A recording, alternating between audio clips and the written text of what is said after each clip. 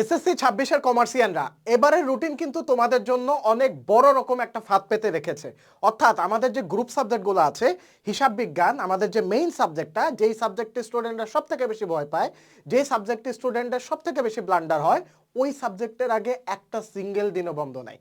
তো তোমরা যদি এখন থেকে সাবধান না হও, তোমরা যদি এখন থেকে স্ট্র্যাটেজি মোতাবেক পড়াশোনা না করো, তাহলে কিন্তু শিওর হিসাব বিজ্ঞানে তুমি খারাপ করবা। আমরা যদি একটু রুটিনটা অ্যানালাইসিস করি, রুটিনটা অ্যানালাইসিস করে আমাদের করণীয় কি এবং সেখান থেকে আমরা কিভাবে প্রিপারেশন নিব এবং কিভাবে রিভিশন দিব, একদিনও হাতে সময় রেখে কিভাবে রিভিশন দিব, এই জিনিসগুলো আজকে আলোচনা করব। তো যারা চ্যানেলে নতুন আছে অবশ্যই সাবস্ক্রাইব করে দিবে এবং ভিডিওটি শেয়ার করে দিব। তো চলো দেরি না করে শুরু করি।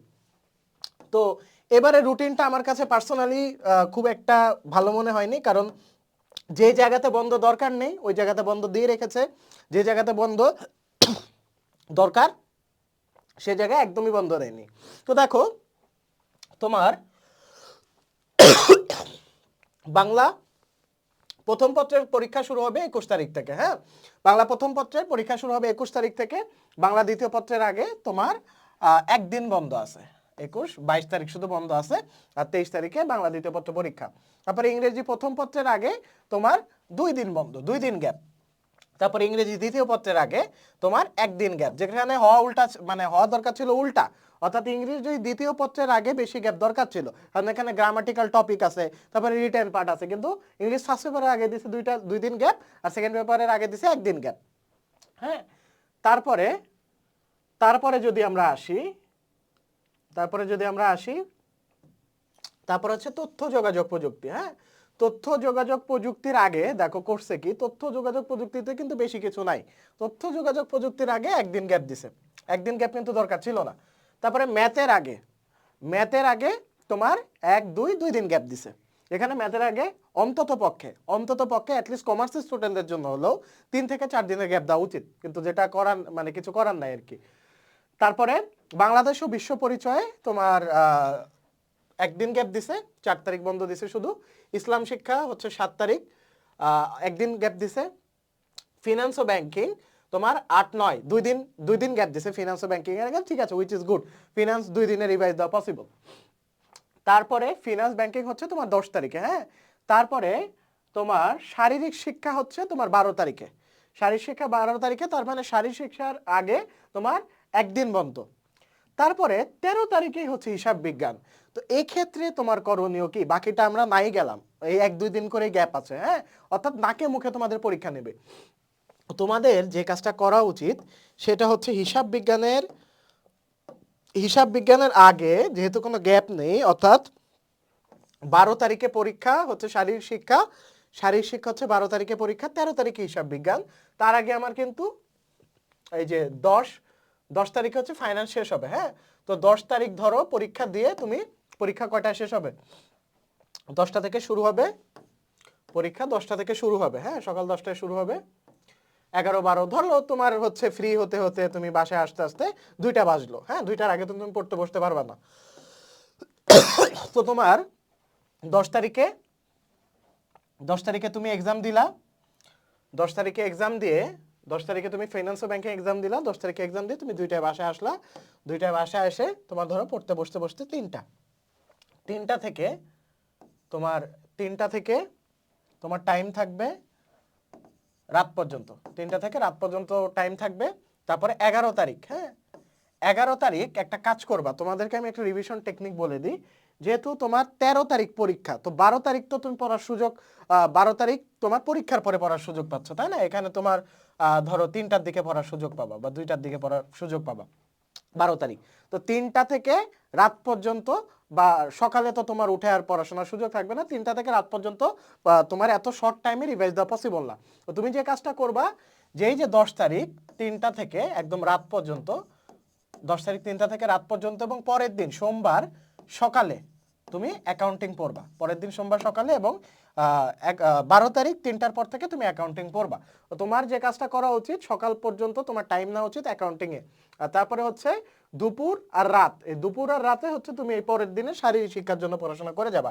এটা ছাড়া তোমার আসলে সময় বের করার আমি কোনো সুযোগ দেখছি না। তো যে কাজটা করবা, 10 তারিখ পরীক্ষা দিয়ে আসবা, 10 তারিখ পরীক্ষা দিয়ে এসে 3টা থেকে একদম রাত পর্যন্ত অ্যাকাউন্টিং এবং পরের দিন সকালে সারাদিন অ্যাকাউন্টিং, তারপরে দুপুর প্লাস রাত, দুপুর প্লাস রাত, এই দুই বেলা হচ্ছে তুমি জাস্ট কি পড়ে যাবা, শারীরিক শিক্ষার জন্য পড়ে যাবে, 2 বেলা এনাফ, শারীরিক শিক্ষার প্রতি এত তোমার ফোকাস দেওয়ার দরকার নেই। তো এটা যদি মেনটেন করো তাহলে এই গ্যাপটা একটু হলেও নাকে মুখে হলেও সামাল দিতে পারবা। এখন আসি তোমার পরীক্ষার আগে, তো তোমার সময় খুবই কম, হ্যাঁ পরীক্ষার আগে তোমার সময় খুবই কম, তো এই সময়টা কিভাবে কাজে লাগাবা। তো রুটিন তো আমরা অ্যানালাইসিস করলাম, তো রুটিন অ্যানালাইসিস করে একটা জিনিস পরিষ্কার, তোমাদের কয়েকটা মনে করো চ্যালেঞ্জেস আছে। প্রথম চ্যালেঞ্জ হচ্ছে এবার তোমরা শর্ট সিলেবাসে পরীক্ষা দিচ্ছ, শর্ট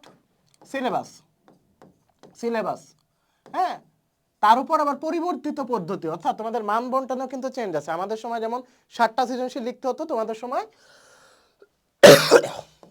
5টা সৃজনশীল লিখতে হবে, 5টা সৃজনশীল লিখতে হবে, ঠিক আছে।